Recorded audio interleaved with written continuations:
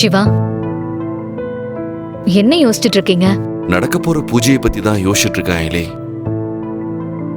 அக்கா என்ன தத்தெடுத்துக்க போறதா சொன்னது நல்ல விஷயம்தான். எனக்கும் அதுல ரொம்ப சந்தோஷம்தான். ஆனா இதனால குடும்பத்துல பெரிய ப்ராப்ளம் வருமோன்னு தோணுது. இதுக்கப்புறமும் புதுசா பிரச்சனை வர எதுவும் இல்ல. அதான் ஆல்ரெடி எல்லா பிரச்சனையுமே வந்துருச்சு. அண்ணி உங்களை தத்தெடுக்கிறதா சொன்னதும் இங்க இருக்கிறவங்க எல்லாரும் உடனே ஓகேவா சொன்னாங்க? எல்லாருமே வேண்டாம் தானே சொன்னாங்க. இன்னும் சொல்ல போனா இருக்கிற பிரச்சனைய ஒரு முடிவுக்கு கொண்டு வரணும் தான் அண்ணி இந்த முடிவையே எடுத்திருக்காங்க. அது எனக்கு புரியுது அயலி. நானும் இந்த பூஜையில கலந்துக்க தான் போறேன். அக்காவும் என்ன செய்யணுமோ அதை செய்ய தான் போறாங்க. இருந்தாலும் இதால சந்தோஷமா இருக்க போறது நீ, நான், அக்கா, மாம்சு, நம்ம 4 பேர் மட்டும்தான். ஆனா மத்தவங்க எல்லாருக்கும் வெறுப்பு தான் இன்னும் அதிகமாகும். நீங்க ஏன் அந்த மத்தவங்கள பத்தி யோசிக்கிறீங்க? இல்ல நான் தெரியாம தான் கேக்குறேன். அவங்க எல்லாம் மாறுவாங்கன்னு உங்களுக்கு தோணுதா? உங்களை வேணா மாத்துவாங்களே தவிர அவங்க கண்டிப்பா மாற மாட்டாங்க. அப்படி இருக்கும்போது நீங்க அவங்கள நினைச்சு கவலைப்படுறதுல அர்த்தமே கிடையாது. நம்மள யாரு மதிக்கிறாங்களோ, நம்ம மேல அக்கறையா இருக்காங்களோ அவங்கள பத்தி மட்டும் யோசிங்க. அண்ணி நம்ம மேல வச்சிருக்கிற பாசத்துக்கும் மரியாதைக்கும் நாம அவங்களுக்கு உண்மையா இருந்தாலே போதும். மத்ததெல்லாம் அதுவா நடக்கும். ரொம்ப கன்ஃபியூஸ் பண்ணிக்காதீங்க.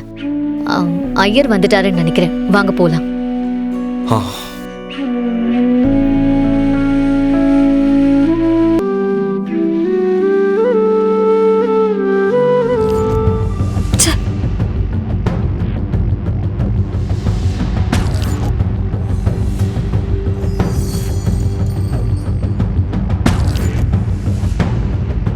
இதெல்லாம் நடக்க கூடாதுன்னு நினைச்சேனா அது எல்லாமே ஒவ்வொன்னா நடந்துகிட்டே இருக்க. இதையெல்லாம் என் கண்ணால பார்க்கணும்னு எத்தாலே எழுத்த. இதுக்கெல்லாம் காரணம் யாரு? யார குறை சொல்றதுன்னு தெரியல.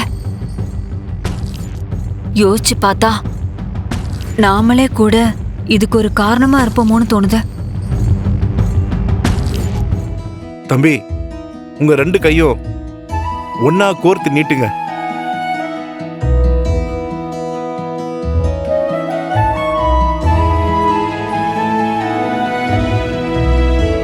அம்மா, உங்க 2 கையாலையும் தம்பியோட கைய பிடிங்க. சரி.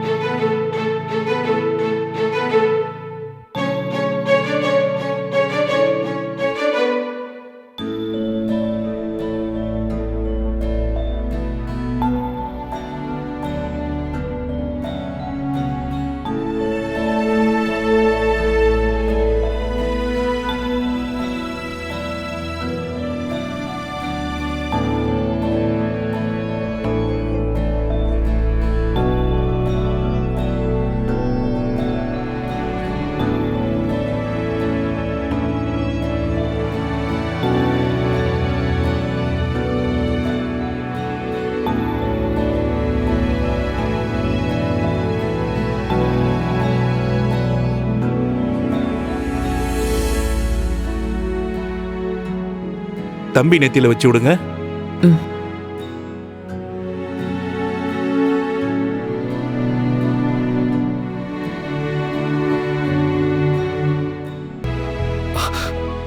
ஏன் எலி, இதுக்கப்புறம் நான் அனாதை இல்லைல்ல? இதுக்கப்புறம் என்னை யாரும் அனாதைன்னு சொல்ல முடியாதுல்ல?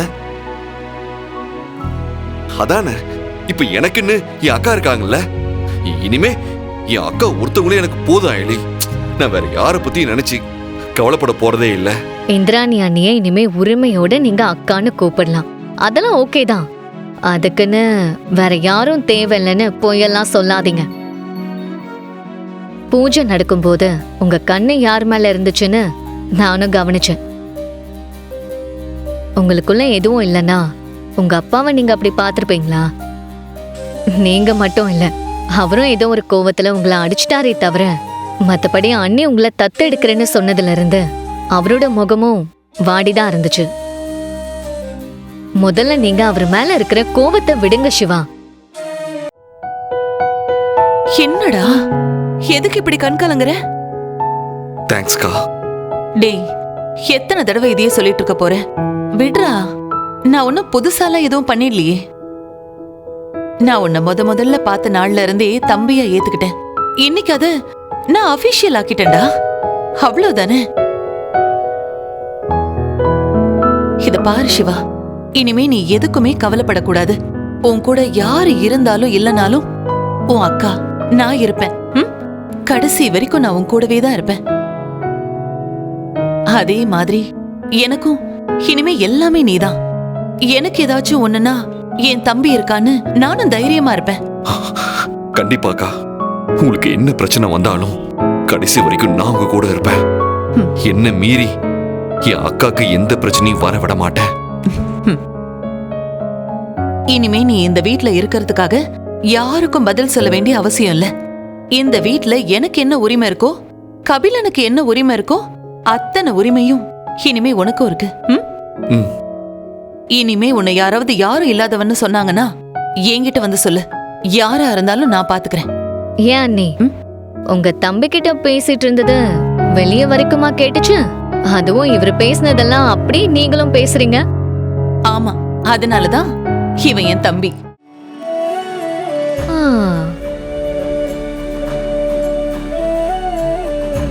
வாங்க செல்லம். பாவை குட்டி, செல்லக்குட்டி, இனிமே நான் தான் உனக்கு தாய் மாமா. ஆமா பாவை, உனக்கு என்ன வேணும்னாலும் உன் மாமா கிட்ட தான் கேட்கணும். ஆமாண்டா செல்லம், நீ என்கிட்ட என்ன வேணும்னாலும் கேட்கலாம். மாமா உனக்கு கண்டிப்பா வாங்கி தருவேன்.